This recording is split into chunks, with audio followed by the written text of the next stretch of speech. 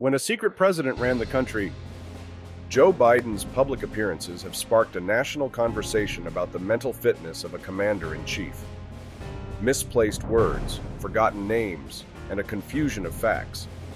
It's not just a series of gaffes, it's a mirror into a forgotten chapter of American history.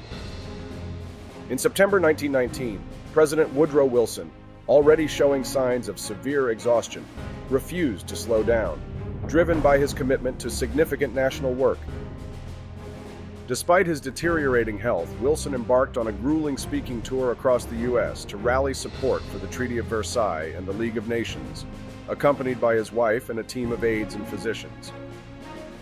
Wilson's persistent overwork and disregard for his health, including foregoing rest for negotiations and falling ill to influenza in 1919, began taking a visible toll on him.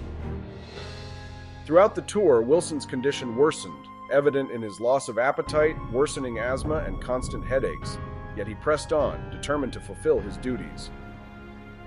Wilson aimed to use his expertise to convince Americans of the treaty's importance, despite facing strong opposition and criticism from both the public and Senate. A critical health episode in Pueblo, Colorado, signaled serious problems, with symptoms indicating a possible transient ischemic attack, a warning for a more severe stroke. The rest of the tour was canceled, and Wilson returned to Washington, visibly sick yet walking unaided, greeted by the public but in urgent need of rest. The situation escalated on October 2, 1919, when Wilson experienced a stroke, leaving him paralyzed on his left side and partially blind, with his wife Edith quickly seeking medical help.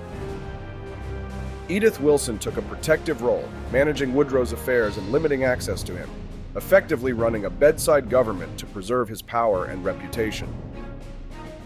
Despite Edith's efforts to maintain normalcy, including a strategic meeting with senators, the true extent of Wilson's condition remained hidden from the public and even some of the government.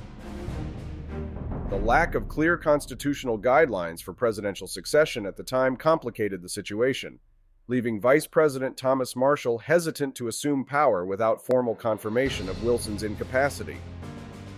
Ultimately, Edith Wilson's management of the presidency during her husband's illness sparked debates on presidential succession, leading to the eventual ratification of the 25th Amendment, and she is often considered the first woman to effectively act as president, changing the course of American political history.